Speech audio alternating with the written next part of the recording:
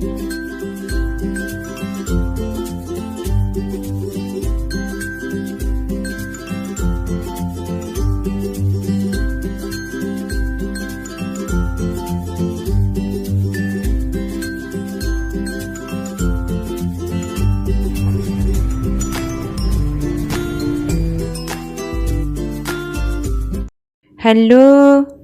प्यारे प्यारे लाडले बच्चों, नमस्कार। कैसे हो आप? अब तो स्कूल शुरू हो गई है और आज बुधवार है और फिर मैं आ गई स्टोरी टाइम विथ मामनी इस चैनल को लेकर आपके पास। तो बच्चों, स्टोरी टाइम विथ मामनी इस चैनल में आप सभी का एक बार फिर स्वागत करते हैं। बहुत दिनों बाद हम आए हैं आपके पास, तो आ जाओ बच्चों। फिर कृष्ण कथा में आ जाते हैं, हम कृष्ण कथा में प्रवेश करते हैं। आज कृष्ण कथा में हम सुनेंगे भगवान कृष्ण ने एक विशाल सांप का दमन किया था। कालिया नाम का एक सांप का घमंड तोड़ा था, उसे दंड दिया था, उसके किए का दंड दिया था और उसे फिर क्षमा भी कर दिया था। ये कहानी आज आप सुनोगे। तो बच्चों चलो शुरू करें। यमुना नदी में कालिया नाम का एक विशाल सर्प रहता था। विशाल सर्प, ह्यूज स्नेक। वो नाग का राजा था, उसका कई फन था। कालिया नदी में रहने के कारण यमुना का जल जहरीला हो गया था बच्चों। उसने यमुना नदी और आसपास के सारे जीवों का नाश कर दिया था। ऐसे में वृंदावन के लोगों ने परेशान होकर भगवान कृष्ण से कहा, कालिया की वजह से कोई भी प्राणी नदी का जल नहीं पी सकता है कृष्ण। अब वो अपने सामने आने वाली हर चीज का नाश कर देता है, क्या किया जाए कृष्ण? तो भगवान कृष्ण ने सोचा, वो दुष्ट तो बहुत से लोगों के प्राण ले सकता है, मुझे उसे रोकना ही होगा। फिर वे दुष्ट कालिया को दंड देने के लिए यमुना नदी की ओर चल दिए। भगवान कृष्ण जल्द ही यमुना नदी के किनारे पहुंच गए। पास वाले कंदम वृक्ष पर चढ़े हुए और पानी में छलांग लगा दी। जब वे नदी में कूदे ना बच्चों, नदी का पानी इतना जहरीला था। जब भगवान श्री कृष्ण वो उस पेड़ से नदी में कूदे तो जहरीले पानी के छींटों ने पास के पेड़ों को जला दिया बच्चों। ऐसा जहरीला, सोच सकते हो क्या?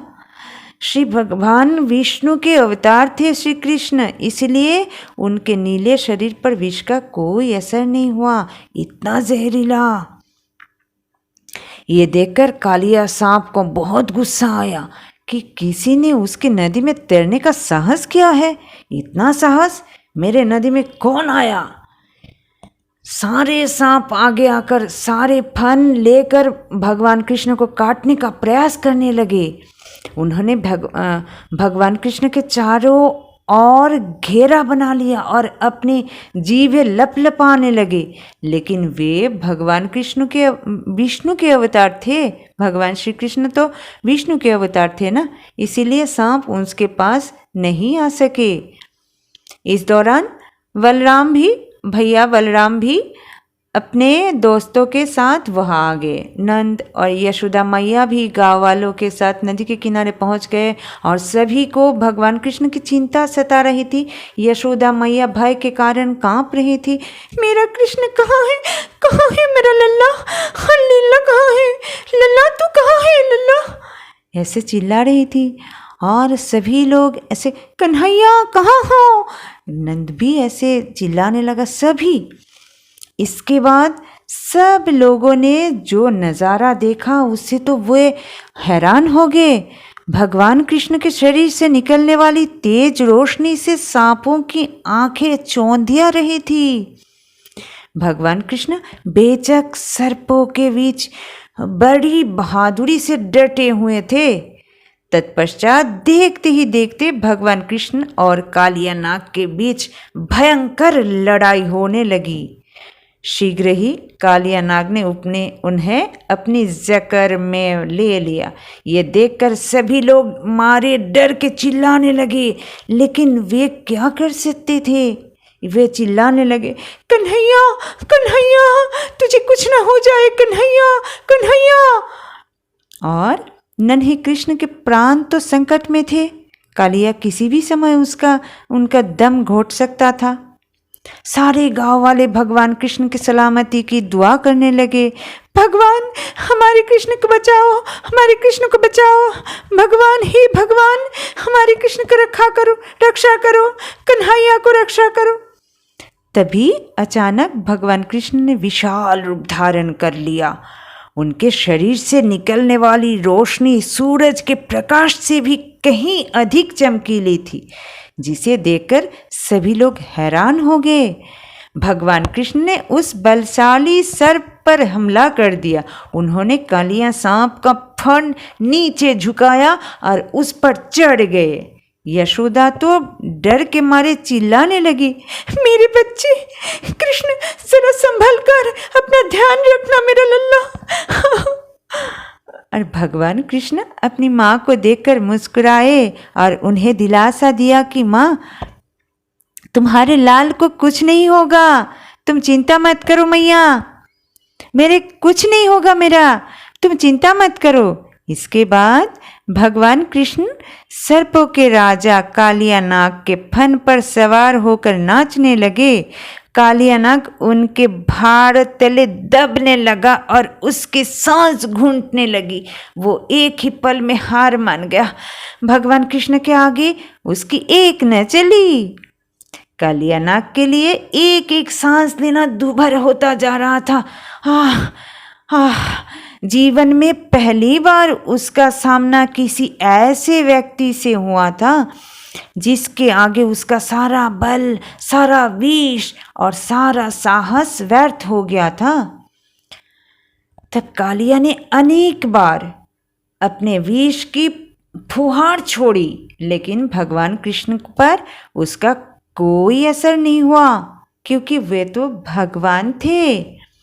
वे तो बड़े आनंद से उसके फन पर खड़े होकर बांसुरी बजा रहे थे। शीघ्र ही बलशाली सांप कालिया को समझ में आ गया कि उसके फन पर चढ़कर नाचने वाला बालक कोई साधारण मनुष्य नहीं हो सकता, वो तो कोई भगवान ही होगा। उसी समय उसके मन में विचार आया कि ये भगवान विष्णु ही है, उसका कल्याण करने के लिए आए हैं। तो ऐसे में कालिया ने विनती की, हे प्रभु, मुझ पर दया करो, मुझे अपनी भूल का एहसास हो गया है प्रभु, मुझ पर दया करो, मुझ पर दया करो प्रभु। तब भगवान विष्णु तो भगवान कृष्ण तो विष्णु के अवतार थे, इसलिए उनके मन में विषैले सांप के लिए भी बहुत करुणा भाव था। उन्होंने निर्णय ले लिया कि उसे माफ कर देंगे। जब कालिया सांप की पत्नियों ने देखा कि उनके पति का बचना मुश्किल है, तो वे भी भगवान कृष्ण से प्रार्थना करने लगी कि हमारे पति कालिया के प्राण बख्श दिए जाए प्रभु, हमारे पति कालिया के प्राण बख्श दिए जाए प्लीज। भगवान से ऐसे प्रार्थना करने लगी। नागों के राजा कालिया ने उनके आगे सिर झुकाया तो भगवान बोले, हाँ कालिया, मैंने निर्णय लिया कि मैं तुम्हें माफ कर दूंगा। करुणा और क्षमा ही जीवन के सबसे बड़े मूल्य है। तुम्हारे प्राणों की रक्षा होगी, लेकिन तुम्हें हमेशा के लिए यमुना नदी छोड़कर जाना होगा। तुम यहाँ रहकर इस पानी को जहरीला नहीं बना सकते, भगवान कृष्ण ने कहा सांप को। ये सुनकर कालिया नाग रोने लगा, हे प्रभु, ये तो मेरा घर है। अगर मैं उस विशाल सागर में वापस गया तो गरुड़ पक्षी मेरी पत्नियों और साथियों को जीवित नहीं छोड़ेगा। हे प्रभु, रक्षा करो। कालिया दुख के मारे बेहाल था। तो भगवान कृष्ण बोले, कालिया तुम मत डरो, जब तुम सागर में जाओगे ना, तो तुम्हारे माथे पर पड़ा मेरे पैरों का जो निशान है, मैं तुम्हारे सिर पर नाचते समय मेरे पैरों का जो निशान तुम्हारे माथे पर पड़ा है, ये देखकर तुम हे गरुड़ कुछ नहीं करेगा, कुछ नहीं कहेगा और तुम्हें नहीं मारेगा गरुड़। ये सुनकर कालिया की सांस में सांस आ गई। कालिया नाग अपनी पत्नियों और अपने साथियों के साथ विशाल सागर की ओर चला गया। जब वे वहां से चले गए तो यमुना नदी का पानी पहले की तरह पवित्र और शुद्ध हो गया। बच्चों, सबने भगवान श्री कृष्ण को लाख लाख धन्यवाद दिया और यमुना का किनारा एक बार फिर चहल पहल से भर उठा।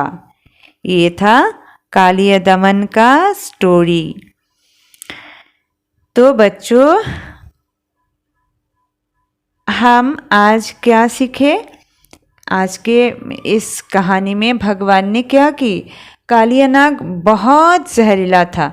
कालिया नाग सबका क्या करता था? क्षति पहुंचाता सबको। लेकिन भगवान ने उसे दंड देकर ऐसे उसका घमंड तोड़ा और उसे क्षमा भी कर दिया। भगवान ने हमें सिखाया करुणा और क्षमा ही जीवन के सबसे बड़े मूल्य है, बताया ना। तो हम कभी भी किसी के साथ हिंसा नहीं करेंगे, किसी को मारेंगे नहीं और झगड़ा मत करना। हम तो जानते ही है ना बच्चों। और कभी छोटे छोटे जीवों को, छोटे छोटे प्राणियों को, पक्षी जैसे, पंछी जैसे, बर्ड्स आदि ऐसे, कभी गाय बछड़े को कभी दुख मत देना बच्चों। कभी लोगों को भी, किसी को कभी दुख मत देना, ठीक है? भगवान दंड देने वाला भगवान होते हैं। हमें ऐसे करना नहीं चाहिए, हमें करुणा भाव रखना चाहिए। तो आप बच्चों सदा सच बोलो। फिर एक बार दोहरा लेते हैं। सच बोलो, झूठ नहीं बोलना, कभी चोरी नहीं करना, हिंसा नहीं करना, झगड़ा नहीं करना, ठीक है? तो बच्चों आप अच्छे बच्चे बनो और भगवान का आशीर्वाद आप पर सदा बरसता रहे। तो आज के लिए बस इतना ही। फिर आएंगे अगले बुधवार नया स्टोरी लेकर। तो चलते हैं। नमस्कार।